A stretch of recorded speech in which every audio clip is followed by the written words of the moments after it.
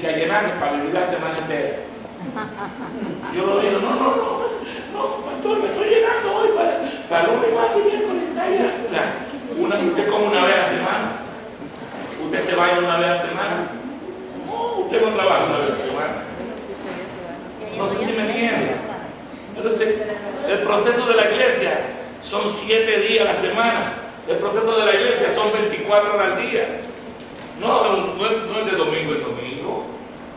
Pero yo digo a la gente dentro de las iglesias, wow, el domingo me llené y el lunes estaban. Sí, pero eso no fue lo que Jesucristo dejó establecido. Y ese no es el propósito de Dios con la iglesia. Dios quiere un compromiso personal, individualmente, con cada uno de nosotros, todos los días. Si el proceso de la iglesia no es diario, la iglesia no va a crecer. ¿Quién es la iglesia? Nosotros. Somos nosotros. Entonces, para que la iglesia tenga un fundamento firme y un crecimiento, necesitamos un diario vivir involucrado en la iglesia. Hay personas que dicen, no, pero tú vas a la iglesia. No. Mira, esto no tiene ni sentido explicarlo. Porque debiéramos decir lo mismo. ¿Y para qué tú trabajas tanto? ¿Para qué vas a hacer 5 días a la semana de trabajo? ¿Por qué? ¿Por qué vamos 5 días a la semana de trabajo? Porque queremos que el dinero cobrarlo. Entonces, el que quiere estar lleno del Espíritu, el que quiere llenarse espiritualmente, el que quiere formarse espiritualmente, tiene que vivir el mismo sacrificio que vive cuando trabaja. Yo quiero tener un beneficio de los resultados que yo tengo cuando trabajo, pero yo quiero tener un beneficio de Dios, de los resultados de Dios y del Espíritu Santo, un día a la semana. Así se elige. Dios trabaja todo el tiempo y nosotros trabajamos part-time, cuando podemos. No sé si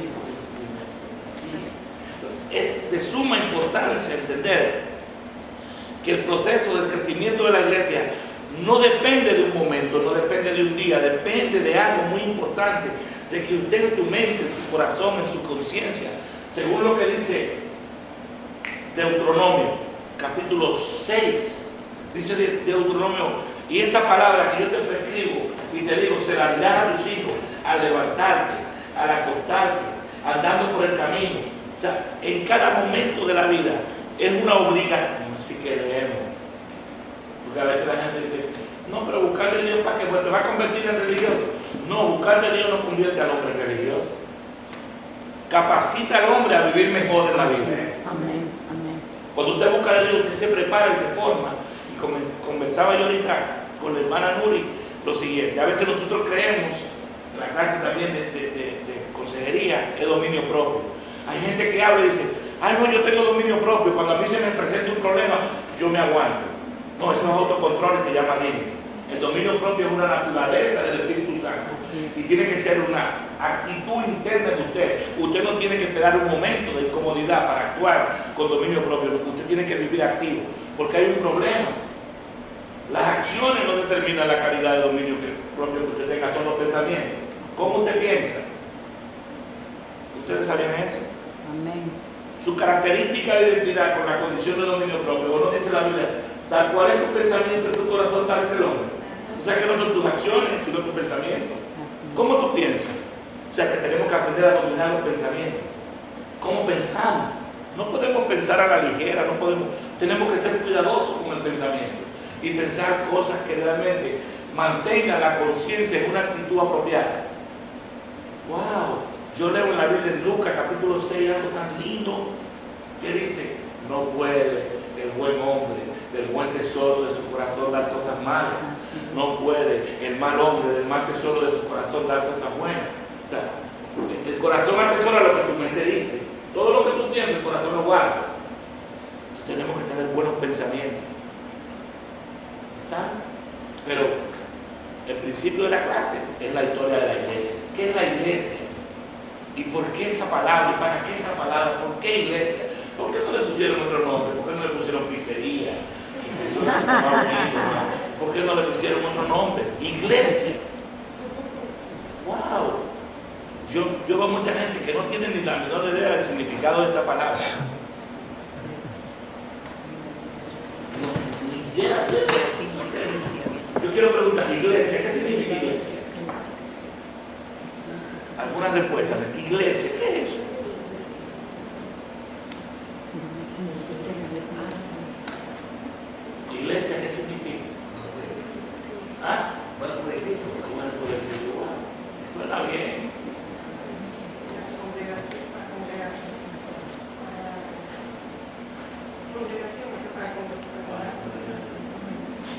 Suena bien también.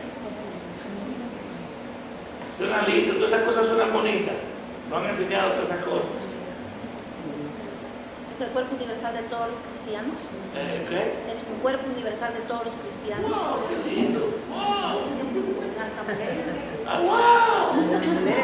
Una reunión, una asamblea. ¡Reunión! ¡Wow! Ajá. ¡Wow! ¡Qué lindo nosotros! ¡Wow! ¡Que todo está lindo! ¡Wow! Esto está bellísimo. ¿Vale? Iglesia es la responsabilidad que tenemos con Dios. El que no se activa como iglesia es un irresponsable. Iglesia significa responsabilidad con Dios. Mira a ver si Él lo hizo bien hecho, Jesús. Todo lo que ustedes dijeron suena bien, no está mal, no te estoy diciendo que lo que yo entiendo. Pero si vemos la realidad de las condiciones que identifica la iglesia, ¿qué identifica la iglesia? Jesucristo. ¿Qué hizo Jesucristo por la iglesia? Dio su vida. Dio su vida por la iglesia. ¿Y nosotros qué hemos dado por Él? Nada. O sea, que el que no está activo en la iglesia, alguien da la vida por mí y yo no doy nada. Eso no está bien. Eso no es coherente. Y después vamos y le exigimos: sáname, prospérame. Oye, qué iglesia más tremenda esta. Oye, ¿cómo es la iglesia?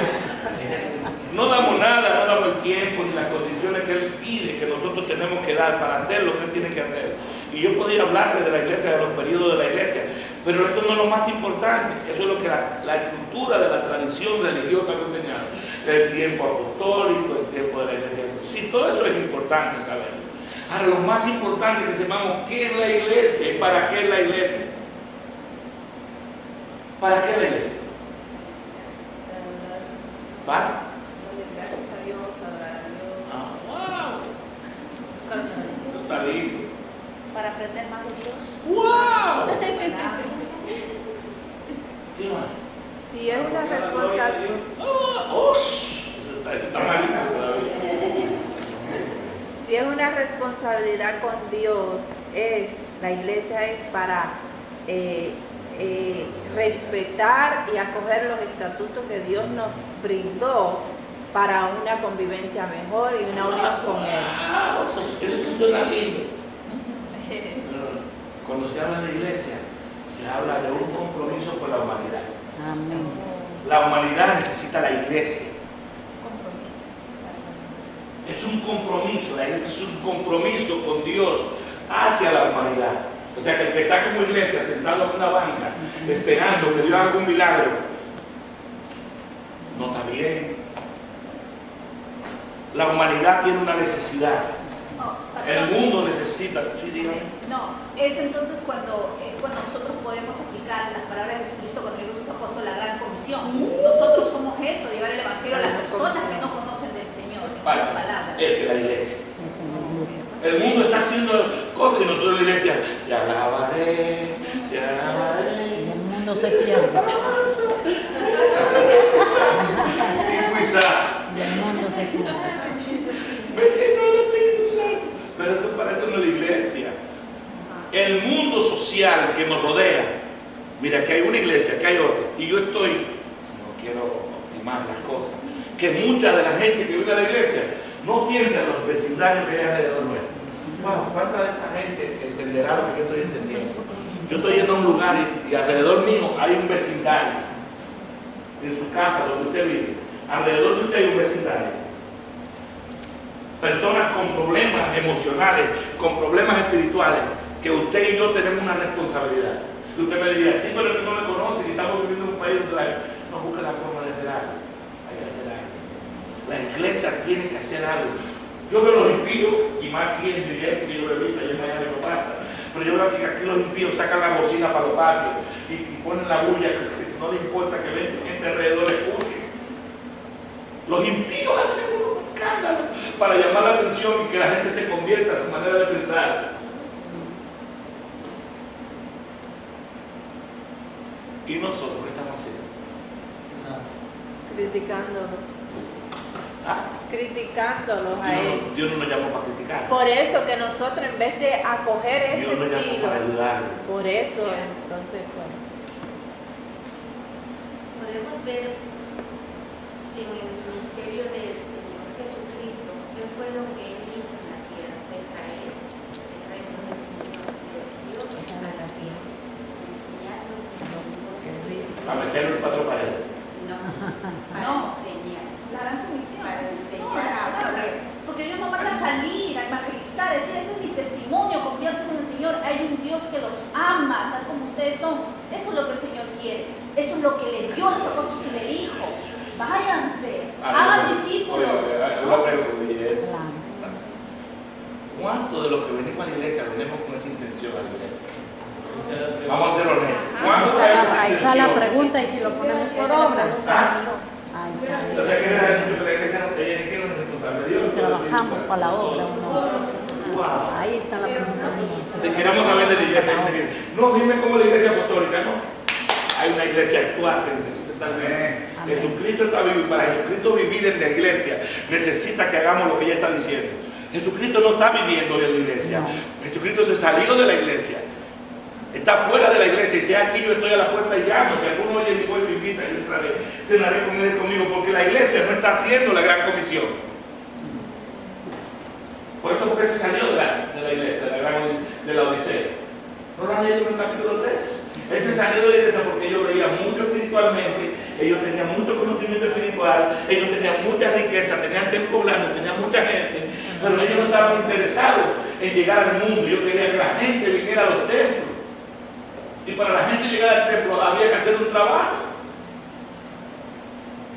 Pastor, entonces podemos decir que la obra, nosotros como cristianos, no está dentro de la iglesia, no está dentro de cuatro paredes, sino está afuera, a la gente que necesita de nosotros. Porque muchas veces nosotros podemos estar en un ministerio o no podemos estar por ciertas circunstancias, pero podemos hacer la obra afuera sin estar nosotros dentro de nuestra iglesia. Y hay algo que nos han enseñado. Aprendan esto. Si quieren efectividad dentro de la iglesia, no trabajen bajo el concepto que describe mucho el ministerio. Tenemos que ganar almas para el ministerio. No. ¿Es para el ministerio? No, para Dios. Para Dios. No importa dónde vayan. El asunto es que se conviertan. Que conozcan. Si van a la iglesia de Pelento y van a la iglesia de aquí, a la de allá o a la de donde sea, lo importante es que se conviertan a Cristo y que conozcan al Salvador que usted y yo hemos conocido. Pastor, pero a veces hay un problema. Nosotros evangelizamos a los que están dentro de la iglesia. Y eso creemos que eso se llama evangelismo. Esa es otra cosa.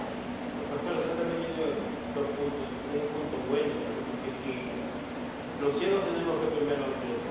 Amén. Pero ¿cómo un ciego va a guiar a otro ciego? Si no fortalecemos al grupo que va a salir afuera a evangelizar, entonces ¿en qué estamos? Yo entiendo esa parte, pero esa parte yo la entiendo de otra forma. Aquí esta banca hoy debería de estar llena. Hay conocimiento en dos congregaciones de que hay una necesidad de aprendizaje. Y usted no puede evangelizar sin aprendizaje. Si usted no entiende cómo hacerlo, yo sé cómo se quita la goma de un carro, no es que se pone una goma, pero yo no tengo esa agilidad, yo no soy ágil en eso. Esa no es muy fuerte. Yo la quito, pero me tomaría como una hora y pico, 2 horas para hacerlo. Y me metería en como una situación como media. Pero anoche yo vi un muchacho que de alguna forma, por su manera práctica de hacer las cosas y tener un desarrollo de cómo hacer las cosas y haber aprendido el desenvolvimiento manual, haber estado en eso constantemente, pues es lo mismo que yo me ponga a competir como el pastor Fajardo, el trabajo manual. Él está el día entero en eso, él ha aprendido de eso, él tiene la capacidad para cualquier trabajo manual ajustarlo, moverlo y ponerlo donde él quiera, como el que, pero si yo me meto en eso, que no conozco ni he estudiado, lo que le voy a crear quizás es problema cuando él está haciendo un trabajo. Entonces es mejor que yo me quede tranquilo y vea que el trabajo que está haciendo él tenga el efecto que tiene que tener para que sea productivo. Pero la iglesia no puede estar parado mirando. Yo lo que tengo que hacer es aprender. Y para eso tenemos que buscar el tiempo y la condición para aprender. Para no estar haciendo lo que ella dice. Para no tener que estar evangelizando, tenemos que buscar la manera donde vamos a aprender las condiciones apropiadas para realmente poder crear las funciones que debemos funcionar como iglesia. Porque lo más lindo es crear opiniones. Y a veces yo veo que la iglesia funciona por lo que escuchaste. Todo el mundo le dice, ah, no, yo escuché. Sí, pero tú lo estudiaste. No, pero yo lo escuché. Hay algo que estamos viendo, hay un mover hoy en la iglesia que se llama es como una contradicción. Tú ves los creyentes disputando por postura de punto de vista teológico y defendiendo la fe bajo el mismo propósito.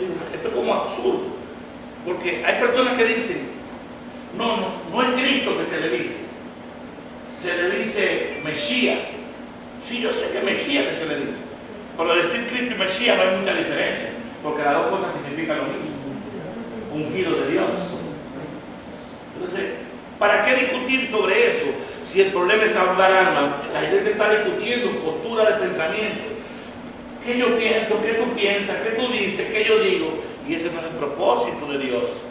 Dios quiere que nos comprometamos, que nos preparemos, nos capacitemos para llevar un mensaje correcto y apropiado y que podamos entenderlo. Porque mientras no nos entendamos, Jesucristo no va a venir. Él no está interesado en llegar aquí a la tierra por ninguna razón. Porque el fundamento para un movimiento de advenimiento del Mesías a la tierra es que estemos de acuerdo. Yo hoy me levanté, creo que fue entre la noche y hoy, me levanté pensando en la clase que tenía que prepararme para venir y pensé de momento, me sentí como un poquito triste porque pensé, no sé si fue el Espíritu Santo que me ministró eso, creo que sí, que la iglesia se estaba derrumbando y que a mí me quedaban 30 años de vida para hacer el trabajo que tenía que hacer. Y hasta que eso no sucediera, o sea, que la iglesia estaba derrumbando y hasta que la iglesia no se uniera, Cristo no iba a venir. Y usted hoy está hablando de eso. Entonces yo tengo, dentro de lo que he podido aprender de Dios, me ha enseñado dos conceptos que me ayudan a evangelizar, que es lo que yo le digo a muchas personas y a muchos hermanos, que yo no necesito irme a las naciones si yo tengo un pueblo al lado mío que se está cayendo. O sea, yo salgo a la calle, yo voy al banco, voy al doctor, voy a mi gente y tienen un problema. Entonces yo tengo que aprovechar ese momento que la persona me está hablando y traerle una palabra de paz, de consuelo. Porque eso es lo que quiero, porque la gente, yo lo he vivido, lo he visto en la calle, está ansiosa, tiene hambre, tiene sed de que le digan una palabra de esperanza, de paz, de alivio para esa carga. Y hay algunos hermanos que son más débiles dentro de la iglesia, que hay a veces que ayudarlos para que puedan llegar a un nivel más en comunión con Dios, en esa unión con Dios. Yo ahí estoy en parte, en la última parte, estoy en parte de acuerdo y en parte en la última parte. Porque es como llover sobre mojado. Sí, tenemos que aprender a crecer espiritualmente para no tener tanta bobería. Pero y entonces, pastor, esas personas que tienen mucho conocimiento, pero que... Hay que dejarlo que se guaye. Pero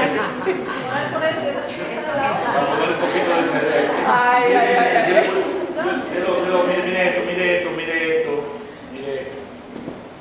El evangelio no funciona con buena intención. Yo puedo tener la buena intención de ver a mi hermano edificado. Eso es lo que yo siento.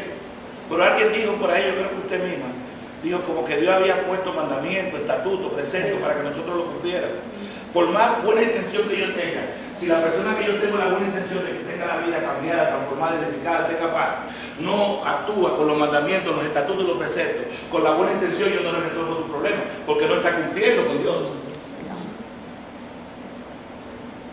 O sea, yo puedo tener la buena intención, yo soy pastor y me duele a veces. ¡Wow! ¡Qué dolor me da en el corazón tener que decir a una gente! Hermanito, mire, la oración no funciona de un lado. La oración es como la energía eléctrica. La bombilla está esperando una acción de dos elementos que se pongan de acuerdo para manifestar la energía. La energía no se manifiesta si dos no se ponen de acuerdo. La evidencia de la necesidad que tú tienes Si tú y yo no nos ponemos de acuerdo, por más que yo ore, yo me voy a dar la garganta reprendiendo, atando, voy a comprar hilo, voy a comprar alambre, voy a comprar de todo y no va a pasar nada. Porque la eficiencia de la oración es el acuerdo. El que la necesita con alguien que cree de forma como el que la necesita. Si no cree igual, por mejor que lo haga, ¿no? Pero si Jesucristo no podía hacerlo, ¿quién soy yo para hacerlo? ¿O acaso Jesús no le preguntaba a la gente, ¿qué tú quieres que yo haga? Hágase conforme a como tú has creído. Entonces, hay una condición que se necesita. Entonces, yo creo en eso que usted dice, que tenemos que ayudarnos. Yo creo en eso y es bueno. Pero yo creo que hay personas que a veces hay que dejarlo creo yo que es más conveniente para él. Porque mientras usted se lo está quitando de la mano a Dios y no vive en el proceso, mientras no vive en el proceso no avanzan espiritualmente. Entonces usted va a tener que tener muchos años con ese proceso en la mano. Va a dejar de atender a otros que sí realmente necesitan, que como dice usted, están en la calle buscando la necesidad, que no entienden nada, y usted va a estar con la misma canción, y eso no se puede, no podemos estar perdiendo el tiempo. Tenemos que madurar, tenemos que aprender a soportar y a superar. Anoche yo daba un mensaje con unas explicaciones. El primer proceso para un cristiano es la fe. El segundo proceso es el sufrimiento. Porque la fe se mueve a través del sufrimiento, a través de las dificultades, a través de las condiciones negativas de la vida. ¿Qué se necesita para recibir un milagro de salud? ¿Un qué? Fe. No sabe. Un milagro de finanzas, ¿qué se necesita? Un problema financiero. Para que haya un paralítico levantado, ¿qué se necesita? Una silla de ruedas. Se necesita una adversidad para que la fe tenga una acción efectiva. Usted no puede tener fe si usted no ha vivido la experiencia y ha superado las condiciones negativas y camina por encima de ellas, ¿no? Que usted no permita que las situaciones negativas caminen por encima de usted. Entonces, si somos iglesia y el precio de la iglesia fue pagado, y el propósito del pago del precio de la iglesia era para una transformación de la naturaleza humana a la naturaleza espiritual. ¿Qué hacemos perdiendo el tiempo en chisme, en problemas, en analizando lo negativo que hace el otro, cómo lo hace, cómo lo piensa, cómo lo dice? Es una bobería. Si Jesucristo no murió por eso, Jesucristo murió por las necesidades de los problemas disfuncionales que tiene la sociedad. Entonces la iglesia tiene que abrir los ojos. Hay un trabajo que hacer y estamos perdiendo el tiempo en cosas que no tienen sentido. Y por más que querramos hacer bien las cosas dentro de la iglesia, no podemos hacerlas porque no estamos funcionando como dijo usted. O sea, yo puedo tener la buena intención, pero yo no puedo manejar que este libro, la información escrita en lo que dijo Dios, camine por lo que yo siento. Dios no la va a cambiar por lo que yo siento. Yo puedo sentir mucha compasión por cosas que realmente... Saúl sintió compasión por la vaquita que vio. Vio la vaquita y dijo, wow, ¿cómo voy a matar esta vaquita y esta cosita? No, yo tengo que dejar esta vaquita aquí, ¿verdad? Pero eso no fue lo que Dios dijo. Todo. Y a veces nosotros estamos guardando vaquitas. Esta vaquita la guarda. ¿Cuál es la vaquita? Bueno, yo voy a hablar, no mucho, pero voy a hablar. No, de todo, tiene que morirse todo. Bueno, yo voy a pensar más, pero no tan mal. Yo voy a pensar más o menos, porque imagínate, hay gente que dice, yo soy humano y yo todavía estoy en la carne. No, pero yo le di una tarea, no sé cuánto hicieron esta tarea, que si no la hicieron le voy a jalar las orejas. Esta tarea, y lo que más me gustó fue que la persona que me trajo esta tarea me lo describió de una forma y me dijo, no pastor, aquí no vale la pena simplemente entender lo que dice el versículo, aquí hay que saber lo que dice cada palabra de este versículo, porque si la iglesia entiende esto, camináramos de otra forma. ¿Te recuerdas la tarea? Dice, ¿cuáles son los aspectos físicos y naturales que el hombre tiene que cambiar?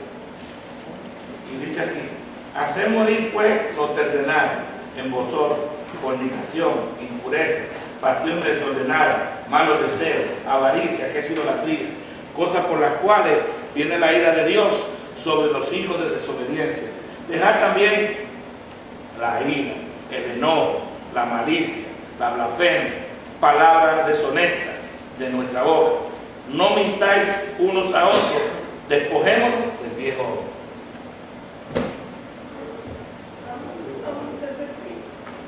Mire lo que le voy a decir. Hay gente buscando aprender a hacer liberación. Hay gente buscando cómo crecer espiritualmente. Yo creo en la oración, en el ayuno, yo creo en todo eso. Pero hasta que usted no se ajuste humanamente, lo que usted haga espiritualmente no sirve para nada. Gaby, para que haya una evidencia apropiada de la función espiritual que usted esté haciendo, usted tiene que dejar morir lo terrenal. No sé si me entiende. Usted tiene que pensar, espérate un momentito. Yo hay cosas que estoy haciendo. Y hacerse una palabra que es muy difícil en psicología, se usa mucho, es introversión. Los cristianos debemos vivir en introversión contra introversión. Eso significa que tenemos que aprender a ver para adentro y no para afuera. Los cristianos tenemos el foco para ver lo que otros hacen, no lo que nosotros hacemos. Entonces vivimos, wow, en vez de arreglarnos, nosotros queremos arreglar a los demás. Y el problema no es arreglar a los demás, lo más importante es arreglarme yo. Porque mientras yo no me arregle, yo no puedo arreglar a nadie. Dice que nadie puede dar de lo que no tiene. Entonces, como iglesia, es bonito saber los puntos de vista teológicos. Eso es lo que se enseña. Y yo vine hoy a tratar de enseñarles qué es lo que necesita la iglesia para estar viva. ¿Qué necesita la iglesia para estar viva? ¿Ah? ¿No? ¿Qué necesita la iglesia? Algo fuerte, que tiene una voz con mucha autoridad espiritual. Nacer de nuevo. ¿Qué más? Usted dijo dejar el viejo hombre. Si lo empacamos todo, vamos para acá. Yo me quedo aquí. Hay que nacer de nuevo. Pero para nacer de nuevo hay que ser responsable. Los irresponsables no nacen de nuevo. Mientras nos estemos excusando con la característica de personalidad que tenemos, no vamos a nacer de nuevo. Y el nuevo nacimiento no depende de Dios, depende de mí.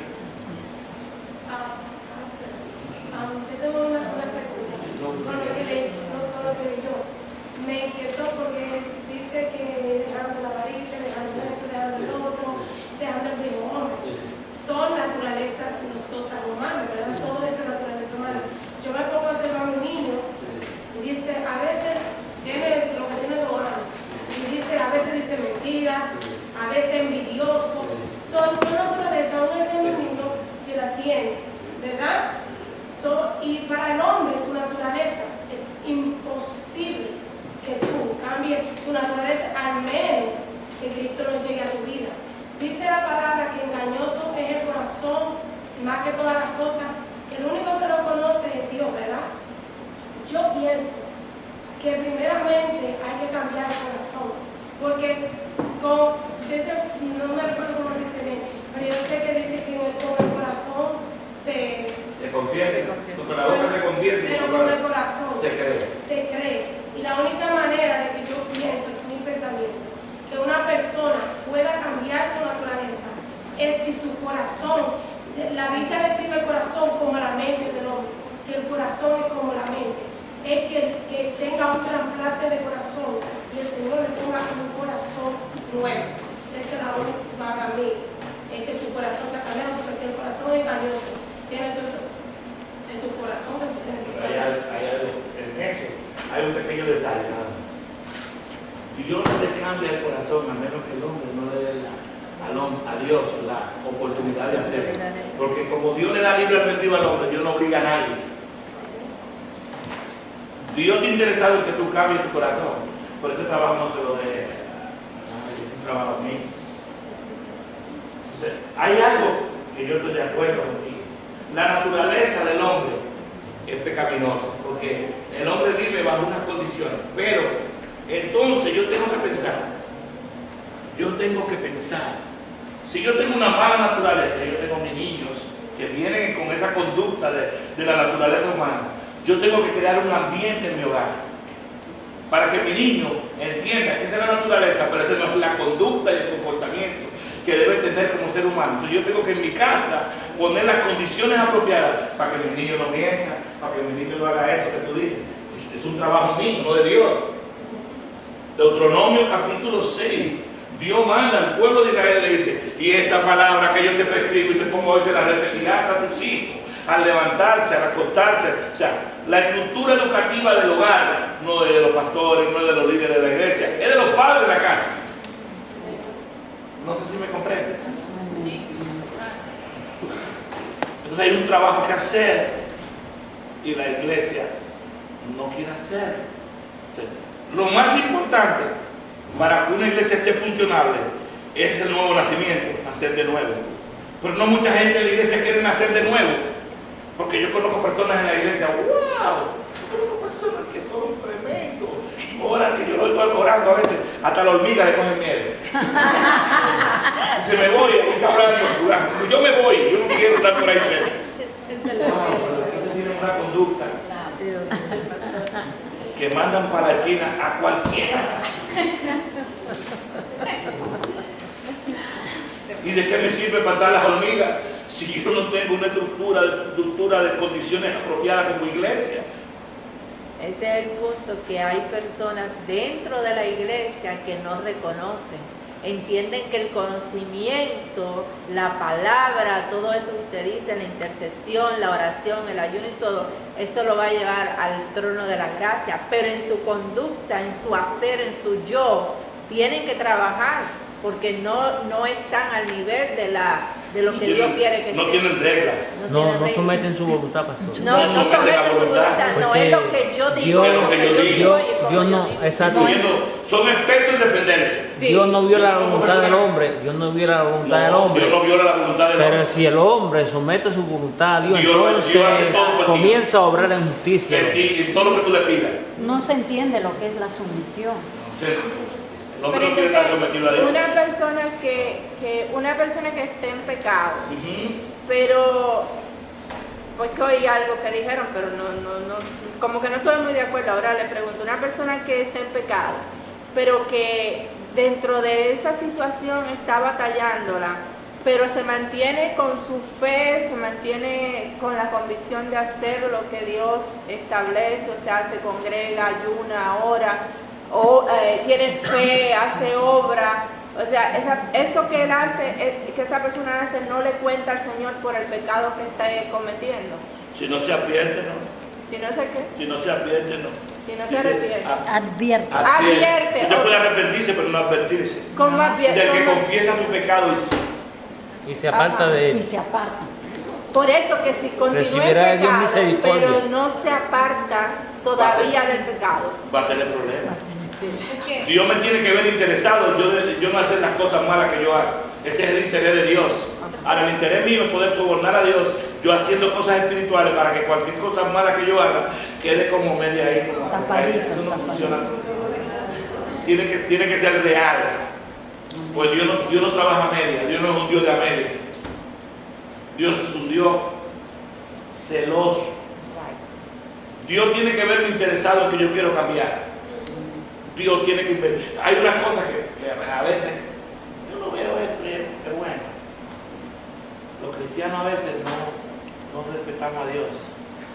Creemos que Dios es un bueno, si yo fallo, como dice la Biblia, que aunque el 100 hombre veces, 100 veces. Aunque 100 veces el hombre, 100 veces la y que Dios dice que aunque seamos infieles, permanece fiel. Y Dios dice que Él perdona todos los días, son nuevas sus misericordias.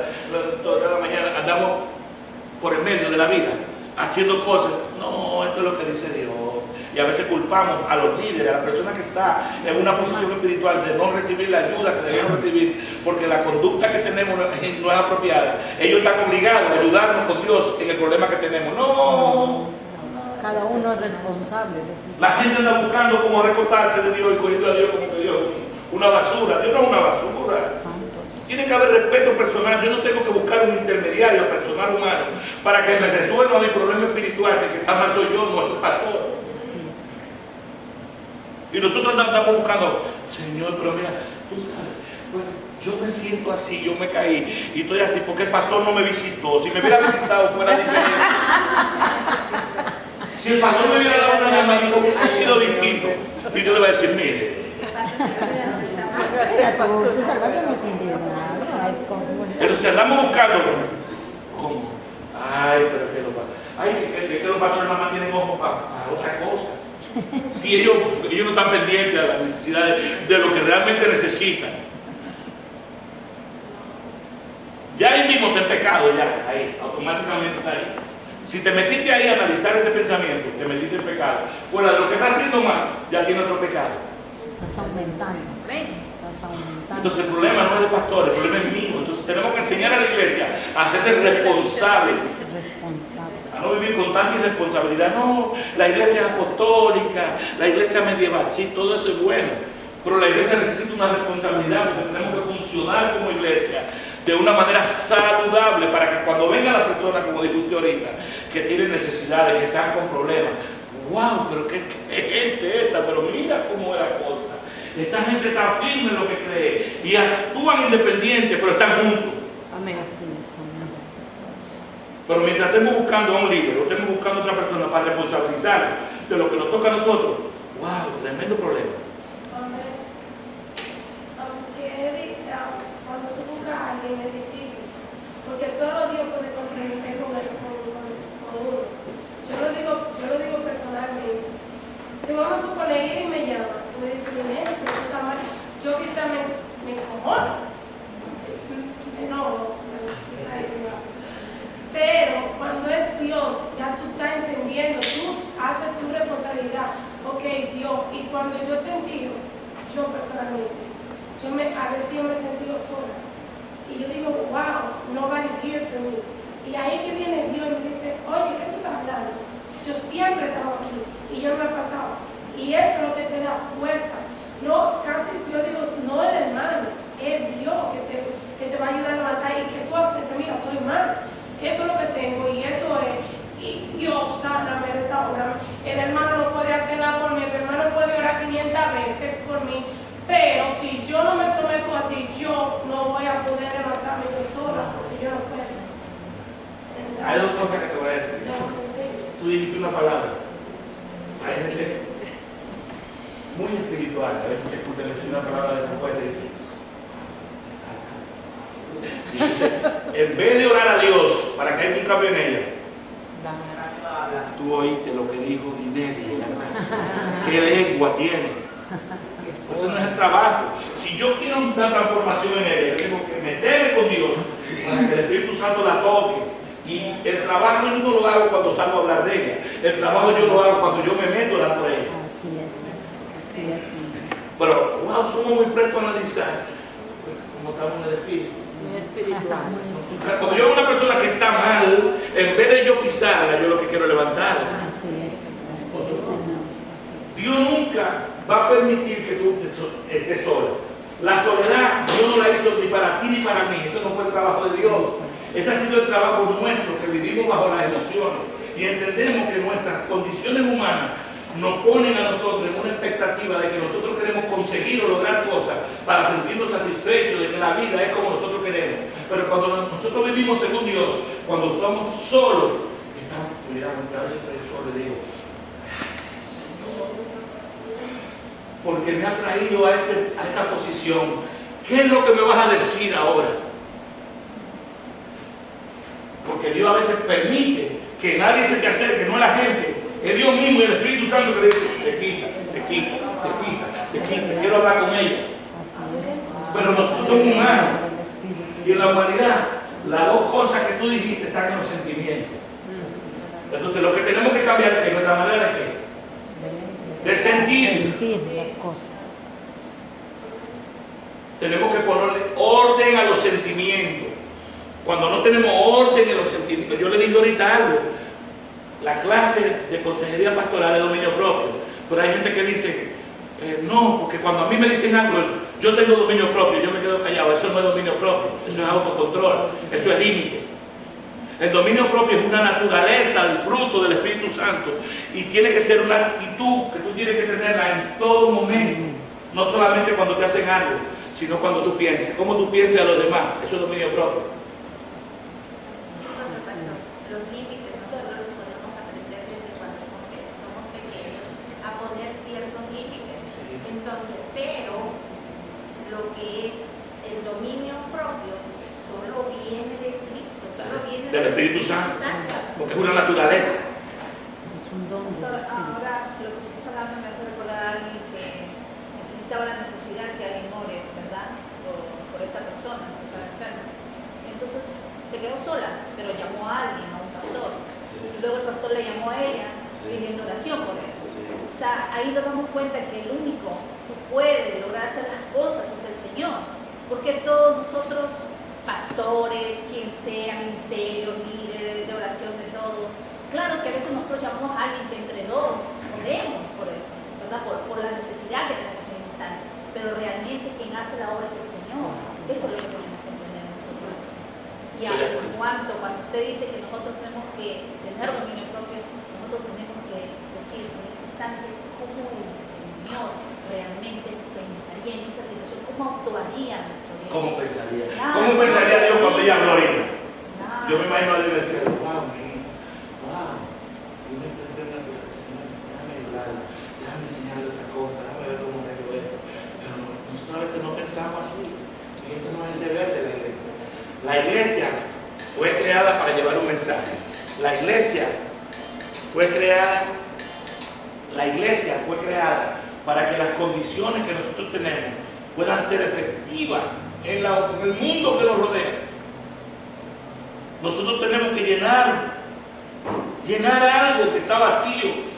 Dice que la creación gime con gemidos indecibles. Ahora, yo les voy a dar varios aspectos de lo que ustedes necesitan entender de los periodos de la iglesia. Número 1, la primera iglesia.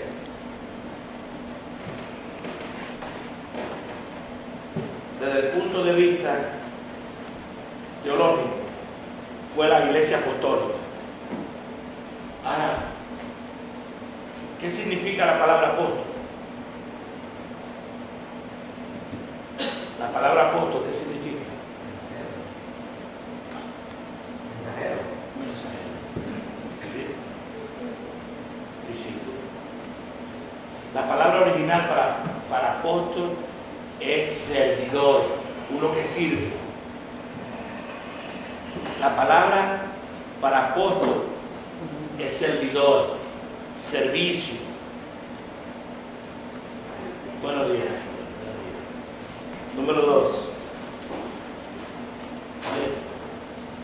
La próxima iglesia, la iglesia perseguida.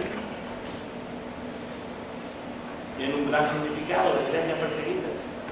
Vamos a recibir, si somos iglesia, no estamos aislados de la persecución. Persecución, problemas, dificultades, enfermedades, finanzas. Como iglesia, yo tengo que ser un servidor. Como iglesia, yo tengo que aprender a vivir con las circunstancias adversas de la vida y no sentirme afectado. No es que la voy a negar. No es que a veces hay personas que dicen, wow, pastor, monta, pero es que tú quieres que yo no vea la realidad que vivo. Sí, yo quiero que la vea. Lo que yo no quiero es que te deje dominar de ella.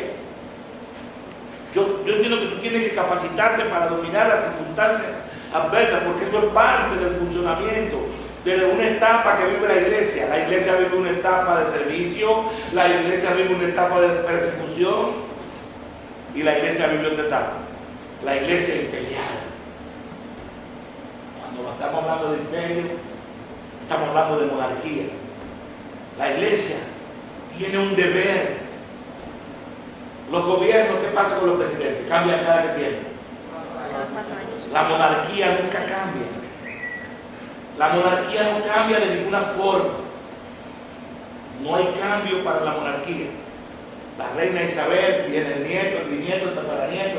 Y entonces nosotros formamos parte de una condición a la cual Dios nos ha llamado como institución, como iglesia. Nosotros no podemos seguir creyendo que la iglesia es algo fluctuante. Debemos ver la iglesia con seriedad, con respeto, como se ve una monarquía. Respeto. La iglesia hay que respetarla. Lo que yo haga para Dios tiene que ser con respeto. Lo que yo haga para Dios no puede crear conflicto en mi conciencia, ni estar yo pensando más de los demás para crear las condiciones que yo quiera, para yo sentirme satisfecho de que yo estoy bien y que los demás están mal. Tiene que haber integridad. Otra iglesia, la iglesia medieval, una iglesia establecida en un periodo de tiempo para un funcionamiento de ese tiempo. La iglesia es la misma, Dios es el mismo hoy, Dios no cambia, pero estamos en unos tiempos ahora donde la iglesia tiene que moverse con otro tipo de estrategia.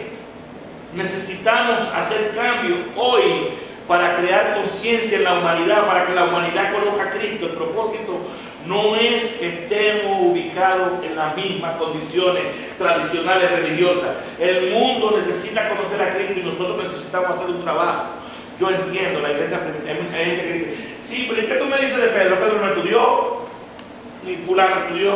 Sí, pero esto fue una iglesia para ese tiempo. Hoy hay un tiempo y los jóvenes hoy tienen la tecnología en sus manos. El mundo tiene las estrategias para confundir a la iglesia.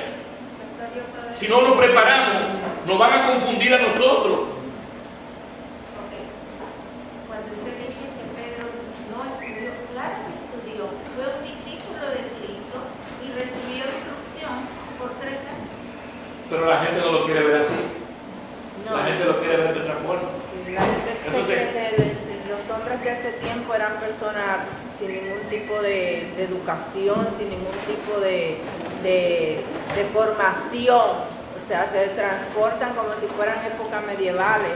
Ajá. Y otra cosa, pastor, recordemos que antiguamente los judíos se tenían que aprender los 5 libros de memoria, y tenían que pasar un examen a los 13 años para saber si ellos estaban preparados para eso. Y Jesucristo viene y hizo lo mismo, instruyó a sus discípulos por 3 años, no los mandó nada más así diciendo, ok, vaya, no, porque dice que nosotros no podemos hablar de algo que no conocemos. Pero pastor, una cosita, yo pienso a la hora que usted dice que no está preparado, no se refiere al estudio, porque en cada tiempo hubo una manera de instrucción, una manera de formación.